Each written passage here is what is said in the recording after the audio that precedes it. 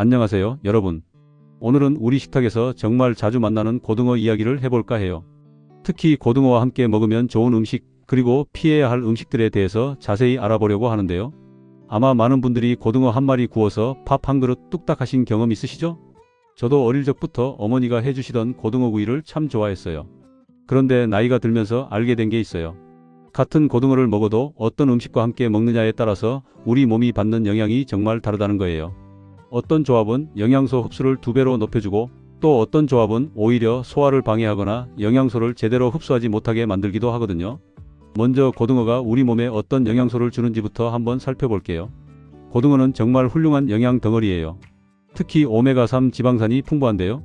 이 오메가3가 우리 혈관 건강에 얼마나 좋은지는 이미 많이 들어보셨을 거예요. 혈중 콜레스테롤 수치를 낮춰주고 혈액순환을 도와주고 뇌 건강에도 정말 좋죠. 그런데 여기서 중요한 포인트가 있어요. 이 좋은 오메가3를 우리 몸이 제대로 흡수하려면 특정 영양소들이 함께 있어야 한다는 거예요. 마치 퍼즐 조각처럼 서로 맞아떨어져야 효과가 극대화되는 거죠. 반대로 어떤 음식들과 함께 먹으면 이 좋은 영양소들이 제 역할을 못하게 돼요. 그럼 이제 본격적으로 고등어와 궁합이 잘 맞는 음식들부터 살펴볼까요? 첫 번째로 말씀드릴 건 바로 무예요. 고등어 구이 먹을 때 무채나 무조림 함께 나오는 거 많이 보셨죠? 이게 그냥 나오는 게 아니에요. 우리 조상들의 지혜가 담긴 조합이거든요. 무에는 디아스타제라는 소화 효소가 정말 풍부해요. 이 효소가 고등어의 기름진 성분을 분해하는 걸 도와줘요. 제가 아는 한 분은 고등어를 드시면 항상 속이 더부룩하다고 하셨어요. 그래서 고등어를 좋아하는데도 자주 못 드신다고요? 그런데 무채를 듬뿍 곁들여서 드시기 시작하니까 그 더부룩함이 확 줄어들었대요. 무가 소화를 도와주니까 고등어의 지방 성분이 부담스럽지 않게 된 거죠. 특히 무는 고등어 특유의 비린내를 잡아주는 역할도 해요. 고등어 굽다 보면 그 냄새 때문에 힘들어 하시는 분들 계시잖아요. 무를 함께 조리하거나 곁들이면 이 냄새가 많이 줄어들어요. 그래서 고등어 조림할 때도 무를 두툼하게 썰어서 함께 넣잖아요. 맛도 좋아지고 냄새도 잡아주고 소화도 도와주니 일석삼조예요. 두 번째로 좋은 조합은 생강이에요. 생강도 무와 비슷한 역할을 하는데요. 생강이 매운 성분인 진저롤과 쇼가올이 고등어의 비린내를 제거해줘요. 그뿐만 아니라 생강은 항염 효과가 뛰어나요. 고등어 드시고 나서 가끔 배탈 나시는 분들 계시죠? 생강을 함께 드시면 이런 문제를 예방할 수 있어요. 저희 어머니는 고등어 조림하실 때 생강을 꼭 넣으세요. 얇게 채 썰어서 넣기도 하시고 때로는 생강즙을 내서 넣기도 하시는데요. 그렇게 조리하면 정말 비린내가 거의 안 나요. 그리고 맛도 훨씬 깔끔해지고요. 생강이 고등어의 지방 소화도 도와주니까 속도 편하고요. 세 번째는 양파예요. 양파에는 퀘르세틴이라는 항산화 물질이 풍부한데요. 이게 고등어의 오메가3 지방산과 만나면 정말 환상적인 시너지를 내요. 혈관 건강에 더욱 좋아지는 거죠. 양파의 유황 화합물이 혈액을 맑게 해주고 고등어의 오메가3가 혈관을 튼튼하게 해주니까요. 실제로 한 연구에서 고등어와 양파를 함께 섭취한 그룹이 고등어만 먹은 그룹보다 혈중 콜레스테롤 개선 효과가 훨씬 크게 나타났다고 해요. 그래서 고등어 구이 하실 때 양파를 채 썰어서 함께 구우시거나 양파절임을 곁들여서 드시면 정말 좋아요. 네 번째로 말씀드릴 건 레몬이에요. 생선에 레몬즙 뿌려 먹는 거 좋아하시는 분들 많으시죠? 이것도 단순히 상큼한 맛 때문만은 아니에요. 레몬의 구연산이 고등어의 비린내를 없애주는 건 물론이고 고등어의 풍부한 칼슘과 철분의 흡수를 도와줘요. 특히 레몬의 비타민C는 고등어의 단백질 흡수를 촉진시켜요. 고등어 100g에는 단백질이 약 20g 정도 들어있는데요. 이 단백질을 우리 몸이 효율적으로 사용하려면 비타민C가 필요해요. 그래서 고등어 먹을 때 레몬을 곁들이면 단백질 흡수율이 높아져서 근육 건강에도 더 좋은 거예요. 다섯 번째는 들깨예요. 들깨가루나 들기름을 고등어 조림에 넣으시는 분들 계시죠? 이것도 정말 좋은 조합이에요. 들깨에도 오메가3가 풍부하거든요. 고등어의 오메가3와 들깨의 오메가3가 만나면 항염 효과가 배가 돼요. 특히 관절이 안 좋으신 분들, 염증성 질환이 있으신 분들한테 정말 좋은 조합이에요. 제가 아는 한 어르신은 무릎 관절염 때문에 고생하셨는데요. 고등어 조림할 때 들깨가루를 듬뿍 넣어서 자주 드셨대요. 물론 약도 드셨겠지만 본인은 이렇게 꾸준히 먹으니까 관절 통증이 많이 줄어든 것 같다고 하시더라고요. 실제로 오메가3는 관절 건강에 정말 도움이 되거든요. 여섯 번째는 고추예요. 청양고추든 풋고추든 고등어 조림이나 구이에 고추를 곁들이면 참 맛있잖아요. 고추의 캡사이신 성분이 고등어의 지방 연소를 도와줘요. 그리고 캡사이신이 혈액순환을 촉진시키니까 고등어의 오메가3가 몸 구석구석 더 잘 전달되는 거죠. 또 고추에는 비타민C도 풍부해요. 아까 레몬 말씀드렸던 것처럼 비타민C가 고등어의 영양소 흡수를 도와주니까 고추도 좋은 조합이에요. 매운 걸 드실 수 있으시면 고등어와 함께 고추를 적당히 드시는 게 건강에 도움이 돼요. 7번째는 마늘이에요. 마늘 없이는 우리 음식을 만들기 어렵죠. 고등어 조림이나 구이할 때도 마늘이 꼭 들어가고요. 마늘의 알리신 성분이 고등어의 비타민 B1 흡수를 높여줘요. 비타민 B1은 우리 몸의 에너지 대사에 꼭 필요한 영양소인데요. 마늘과 함께 먹으면 피로 회복에 더욱 효과적이에요. 또 마늘은 항균 작용이 뛰어나서 고등어를 먹을 때 생길 수 있는 식중독 위험을 줄여줘요. 특히 여름철에 생선 먹을 때는 마늘을 충분히 넣어서 조리하는 게 안전해요. 마늘이 고등어의 비린내도 잡아주니까 맛도 좋고 건강에도 좋은 거죠. 8번째는 김치예요. 고등어 구이에 김치 한 조각, 정말 환상의 궁합 아닌가요? 김치의 유산균이 고등어의 소화를 도와줘요. 특히 고등어의 지방 소화에 김치가 정말 좋아요. 김치의 식이섬유와 유산균이 장 건강을 지켜주면서 고등어의 영양소를 잘 흡수할 수 있게 도와주는 거예요. 그리고 김치에는 비타민도 풍부하잖아요. 특히 비타민 K가 많은데 이게 고등어의 칼슘이 뼈에 잘 흡수되도록 도와줘요. 골다공증 예방에 좋은 조합이에요. 우리 선조들이 생선과 김치를 함께 먹은 건 정말 과학적인 이유가 있었던 거예요. 9번째는 녹차예요. 고등어 드시고 나서 녹차 한잔 하시는 분들 계시죠? 이것도 좋은 습관이. 녹차의 카테킨 성분이 고등어를 먹고 나서 생길 수 있는 구취를 없애줘요. 그리고 카테킨은 강력한 항산화 물질이라서 고등어의 오메가3가 체내에서 산화되는 걸 막아줘요. 오메가3는 불포화 지방산이라서 쉽게 산화될 수 있거든요. 산화되면 오히려 우리 몸에 해로울 수 있어요. 그런데 녹차의 항산화 성분이 이걸 방지해주니까 고등어의 좋은 성분을 그대로 우리 몸이 사용할 수 있는 거예요. 10번째는 현미예요. 고등어와 흰 쌀밥보다는 현미밥을 함께 드시는 게 훨씬 좋아요. 현미에는 비타민 B군과 식이섬유가 풍부한데요. 고등어의 단백질과 현미의 탄수화물이 만나면 아미노산 균형이 더 좋아져요. 완전 단백질에 가까워지는 거죠. 또 현미의 식이섬유가 고등어를 먹고 나서 혈당이 급격히 오르는 걸 막아줘요. 당뇨가 있으신 분들은 특히 현미와 고등어를 함께 드시면 좋아요. 현미의 마그네슘 성분도 고등어의 오메가3와 함께 심장 건강에 도움을 주고요. 이렇게 고등어와 궁합이 좋은 음식들을 쭉 살펴봤는데요. 이제는 반대로 고등어와 함께 먹으면 안 좋은 음식들도 알아봐야겠죠. 먼저 첫 번째로 피해야 할 조합은 고등어와 감이에요. 특히 떫은 감은 정말 피하셔야 해요. 감의 탄닌 성분이 고등어의 단백질과 결합하면 소화가 잘 안 돼요. 배가 더부룩하고 속이 메스꺼울 수 있어요. 실제로 제 지인 중에 한 분이 고등어 드시고 나서 디저트로 감을 드셨는데 밤새 배가 아프고 소화가 안 돼서 고생하신 적이 있어요. 병원에 가니까 의사 선생님이 생선과 감을 함께 먹으면 안 된다고 하시더래요. 탄닌이 단백질을 응고시켜서 소화 장애를 일으킬 수 있다고요. 특히 떫은 감일수록 탄닌 함량이 높아요. 홍시나 단감도 양을 많이 드시면 문제가 될 수 있으니까 고등어 드신 날은 감을 피하시는 게 좋아요. 최소한 2-3시간 정도는 간격을 두고 드시는 게 안전해요. 두 번째로 피해야 할 건 우유나 치즈 같은 유제품이에요. 이건 좀 의외라고 생각하실 수도 있는데요. 고등어의 불포화 지방산과 우유의 포화 지방이 만나면 소화가 어려워져요. 특히 고등어 먹고 바로 우유를 마시면 속이 더부룩하고 소화 불량이 올 수 있어요. 또 우유의 칼슘이 고등어의 철분 흡수를 방해해요. 고등어에는 철분이 꽤 많이 들어있는데 우유와 함께 먹으면 이 철분을 제대로 흡수하지 못하는 거예요. 특히 빈혈이 있으신 분들은 고등어로 철분을 보충하려고 하실 텐데 유제품과 함께 먹으면 효과가 떨어져요. 세 번째는 시금치예요. 시금치는 건강에 좋은 채소인데 고등어와는 궁합이 안 맞아요. 시금치에 많은 수산 성분이 고등어의 칼슘과 결합해서 수산칼슘을 만들어요. 이게 몸에 축적되면 신장 결석의 위험이 높아질 수 있어요. 물론 한두 번 함께 먹는다고 바로 결석이 생기는 건 아니에요. 하지만 장기적으로 자주 함께 먹으면 좋지 않아요. 특히 신장이 안 좋으신 분들이나 결석 병력이 있으신 분들은 더욱 조심하셔야 해요. 네 번째는 토마토예요. 이것도 왜죠? 토마토가 건강에 좋다고 해서 샐러드로 자주 드시는데요. 고등어와는 함께 안 드시는 게 좋아요.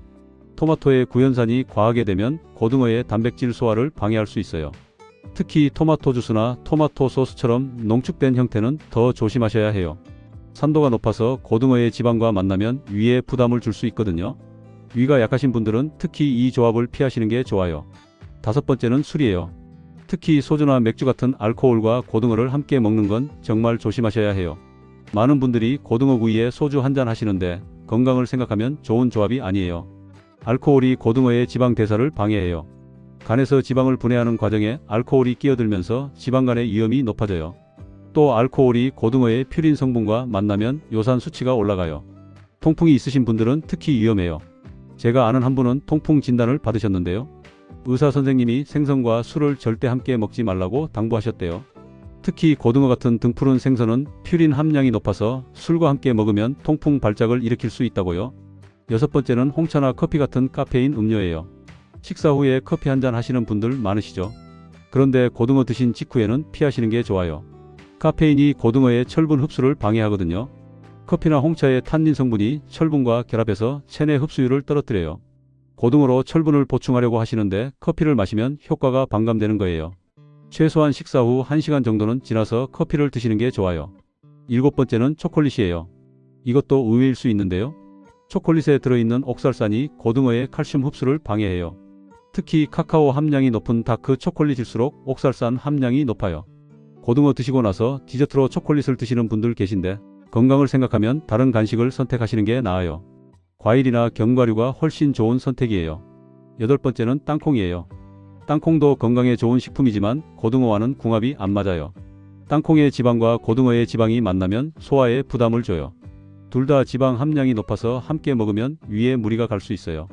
특히 소화력이 약하신 어르신들은 고등어와 땅콩을 함께 드시면 속이 더부룩하고 불편할 수 있어요. 땅콩버터도 마찬가지예요. 고등어 드신 날은 땅콩류는 피하시는 게 좋아요. 아홉 번째는 콜라 같은 탄산음료예요. 탄산음료의 인산 성분이 고등어의 칼슘과 결합해서 칼슘의 체내 흡수를 막아요. 특히 성장기 아이들이나 골다공증이 걱정되시는 분들은 절대 고등어와 탄산음료를 함께 드시면 안 돼요. 또 탄산음료의 당분이 고등어의 지방과 만나면 혈당과 중성지방이 동시에 올라가요. 당뇨나 고지혈증이 있으신 분들한테는 정말 나쁜 조합이에요. 목이 마르시면 그냥 물이나 보리차를 드시는 게 훨씬 나아요. 열 번째는 백미로 지은 흰 쌀밥을 과하게 드시는 거예요. 아까 현미는 좋다고 했는데 백미는 왜 안 좋을까요? 백미는 정제 과정에서 영양소가 많이 빠져나가요. 식이섬유도 거의 없고 비타민도 부족해요. 고등어 같은 지방이 많은 생선을 드실 때 백미밥을 많이 드시면 혈당이 급격히 오르고 지방도 쉽게 축적돼요. 특히 당뇨가 있으신 분들은 조심하셔야 해요. 고등어 드실 때는 현미밥이나 잡곡밥을 적당량 드시는 게 좋아요. 이렇게 고등어와 피해야 할 음식들도 살펴봤는데요. 그럼 실제로 고등어를 어떻게 조리하고 어떻게 먹는 게 가장 좋을까요? 먼저 조리 방법부터 말씀드리면요.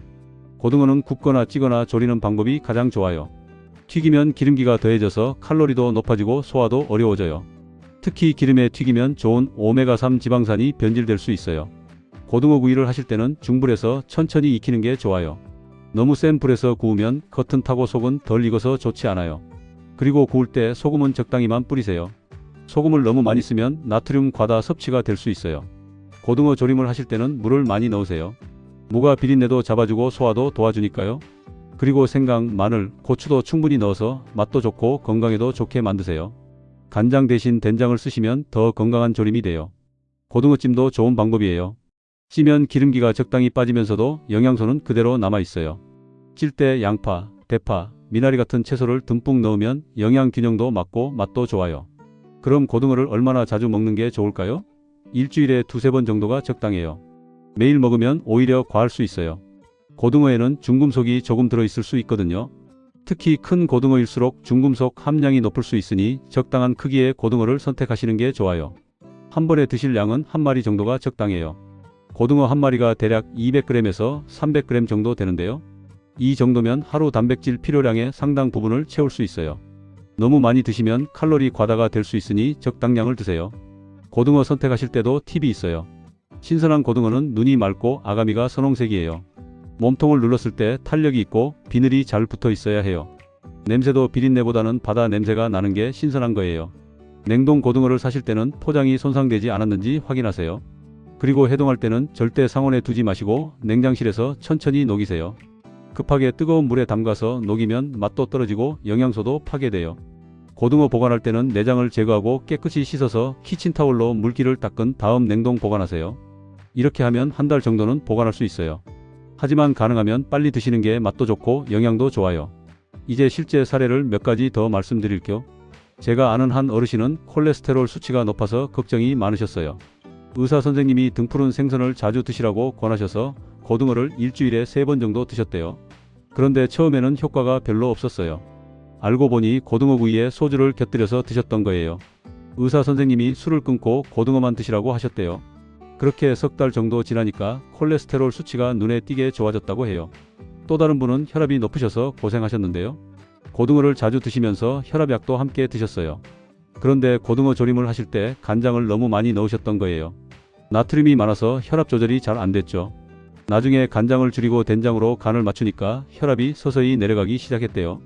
이렇게 같은 고등어를 먹어도 어떻게 조리하고 어떻게 먹느냐에 따라 결과가 정말 달라져요. 관절염이 있으신 한 분은 고등어 조림에 들깨가루를 듬뿍 넣어서 드셨어요. 처음에는 반신반의했는데 몇 달 지나니까 관절 통증이 많이 줄어들었다고 해요. 물론 약도 드시고 운동도 하셨지만 식습관 개선도 큰 도움이 됐다고 하시더라고요. 당뇨가 있으신 분은 고등어와 현미밥을 함께 드시면서 혈당 관리가 훨씬 수월해졌다고 해요. 전에는 흰쌀밥에 고등어를 먹으니까 식후 혈당이 확 올라갔는데 현미밥으로 바꾸니까 혈당이 완만하게 올라가더래요. 이런 사례들을 보면 알 수 있어요. 고등어 자체도 좋지만 무엇과 함께 먹느냐가 정말 중요하다는 걸요. 같은 식재료라도 조합을 잘하면 건강 효과가 배가 되고 잘못 조합하면 오히려 해가 될 수 있어요. 그래서 오늘 말씀드린 내용들을 잘 기억하셨다가 실천해 보세요. 고등어 드실 때 무채나 양파절임을 곁들이고 생강과 마늘을 충분히 넣어서 조리하세요. 식사 후에는 커피나 홍차 대신 녹차를 드시고요. 그리고 절대 고등어와 감을 함께 드시지 마세요. 고등어 드신 날은 술도 피하시고 유제품도 시간 차이를 두고 드세요. 이런 작은 실천들이 모여서 여러분의 건강을 지켜줄 거예요. 고등어는 정말 우리 몸에 좋은 생선이에요. 오메가3도 풍부하고 단백질도 많고 각종 비타민과 미네랄도 들어있어요. 특히 나이가 들수록 혈관 건강이 중요한데 고등어가 정말 큰 도움이 돼요. 하지만 아무리 좋은 음식도 올바르게 먹어야 효과가 있어요. 오늘 말씀드린 궁합 좋은 음식들과 함께 드시고 피해야 할 음식들은 멀리하세요. 그리고 적당한 양을 규칙적으로 드시는 게 가장 중요해요. 건강한 식습관은 하루아침에 만들어지지 않아요. 꾸준히 실천하는 게 중요해요. 오늘부터라도 고등어 드실 때 오늘 배운 내용들을 하나씩 적용해 보세요. 처음에는 불편하게 느껴질 수도 있지만 조금씩 습관이 되면 자연스러워질 거예요. 여러분의 건강한 식탁을 위해서 오늘 준비한 내용이 도움이 되었으면 좋겠어요. 고등어와 궁합 맞는 음식들로 더욱 건강하고 맛있는 식사하시길 바랍니다. 다음에 또 유익한 건강 정보로 찾아뵐게요. 건강하세요, 여러분.